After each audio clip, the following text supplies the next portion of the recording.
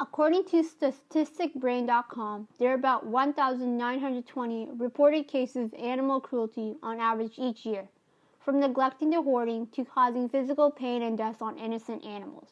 Out of the millions of animal cruelty that goes unreported, that is an inconsiderable number, since there are a number of individuals who are capable of providing their time and service to assist animals being tortured by inhumane citizens.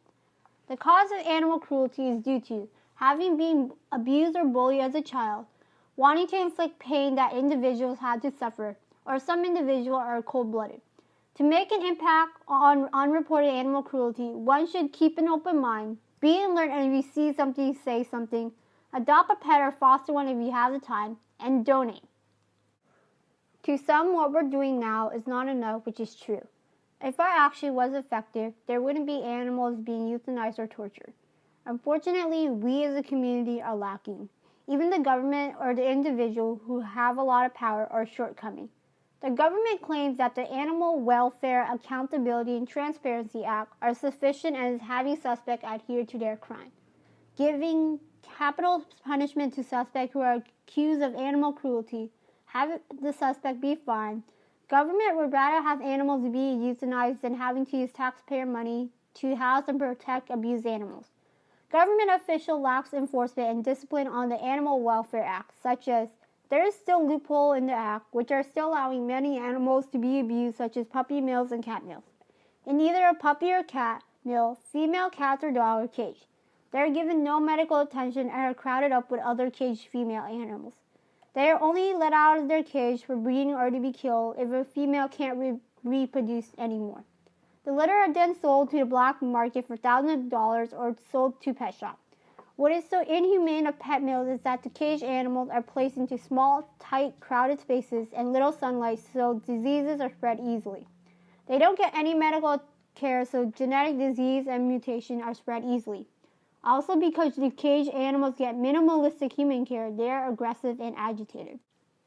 The reason that pet mills still exist is because many state departments of agriculture, including the Illinois Department of Agriculture, suffer from the same ill as the USDA. They are overburdened, care standards are extremely minimal, and they operate with leniency towards breeders and pet stores. When audited, the auditors found that many inspectors took little or no action against most violators of the AWA, including many which had repeated violations.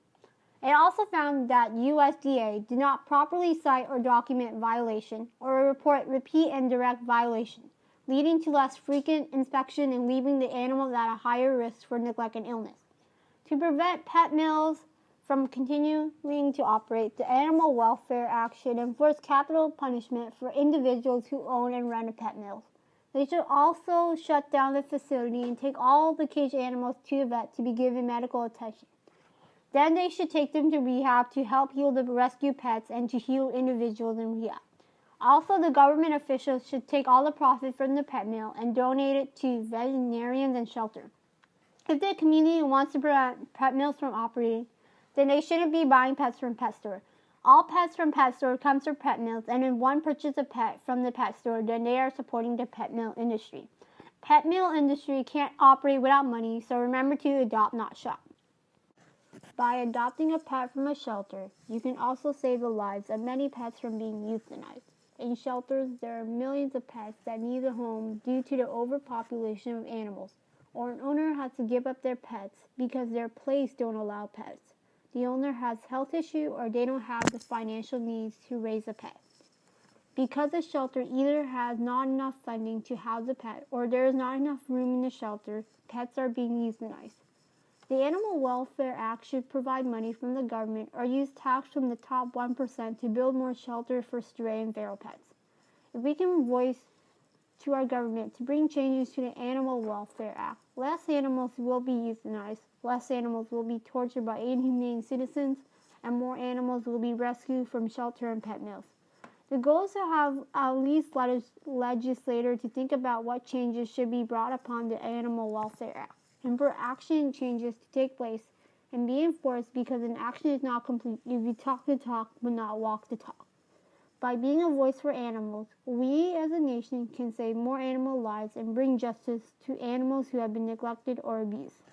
By adopting a pet from a shelter, you can also save the lives of many pets from being euthanized. By being a voice for animals, we as a nation can save more animal lives and bring justice to animals who have been neglected or abused. What I am most proud of doing this project is that I could be a part into having government bringing changes and enforcing the Animal Welfare Act. The reason that I am advocating change to be brought to the Animal Welfare Act is because it saddens me that many cats are being euthanized every day and no one is protesting or helping to rescue or even adopt a shelter cat.